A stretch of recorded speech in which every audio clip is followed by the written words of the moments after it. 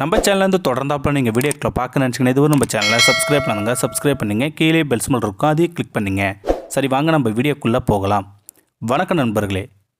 ஒரு நாய் கடைக்கு வந்துச்சு. கடைக்காரர் அதை விரட்டி விரட்டி விடுறாரு. திரும்ப திரும்ப அந்த நாய் கடைக்கு வந்துக்கிட்டே இருக்குது. என்னடா பெரிய தொல்லையாக போச்சுன்னு வெளியே வந்து பார்த்தா அந்த நாய் வாயில் ஒரு சீட்டும் பணமும் இருந்துச்சு. கடைக்காரருக்கு ஆச்சரியமாக ஆகிவிட்டார். அந்த சீட்டை எடுத்து அதில் உள்ள ஜாமான்களை போட்டு மீதி பணத்தையும் அதே பையில் நாய் கழுத்தில் மாட்டி விடுறார் அந்த கடைக்காரர். நாய் திரும்ப நடக்க ஆரம்பிச்சது. கடைக்காரருக்கு ரொம்ப ஆச்சரியமாக போயிட்டுது. நாய் பின்னாலே நடக்கவும் ஆரம்பித்தார் அந்த கடைக்காரர்.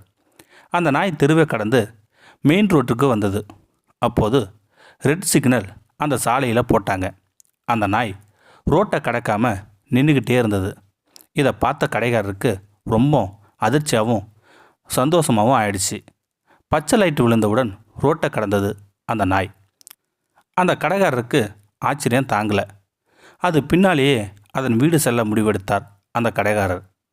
அந்த நாய் ஒரு பேருந்து நிலையத்தில் நின்றது. அந்த கடைக்காரரும் நின்னார். ஒரு குறிப்பிட்ட பேருந்து வந்தவுடன் நாய் பேருந்தில் ஏறியது.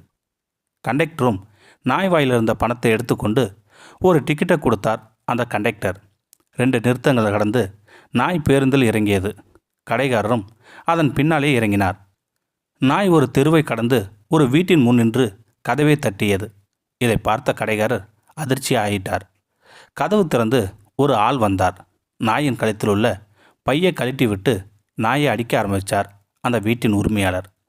கடைக்காரர் ஓடி சென்று, நிறுத்துங்க நிறுத்துங்க, ஏன் அடிக்கிறீங்க? அது எவ்வளோ பொறுப்பாக கடைக்கு போயிட்டு சிக்னலை மதித்து பஸ்ஸில் டிக்கெட் எடுத்துக்கிட்டு வருது, அதை போய் அடிக்கிறீங்களேன்னு சொல்லி அந்த கடைக்காரர் கேட்குறார். அதுக்கு அந்த ஆள் சொல்கிறாரு, வீட்டு சாவி எடுத்துக்கிட்டு போகாமல் வந்து கதவை தட்டுது பாருங்கள், நாய்க்கு கொஞ்சம் கூட பொறுப்பே இல்லைன்னு சொல்கிறார் அந்த நாயின் உரிமையாளர். இதை கேட்ட அந்த கடைக்காரர் ஆச்சரியமாகவும் அதிர்ச்சியாகவும் ஆகிறார். இதிலேருந்து நம்ம என்ன தெரிஞ்சுக்கிட்டோம்னா, நமக்கு மேலே உள்ள முதலாளிங்க, மேனேஜர் எல்லோருமே இப்படி தான்.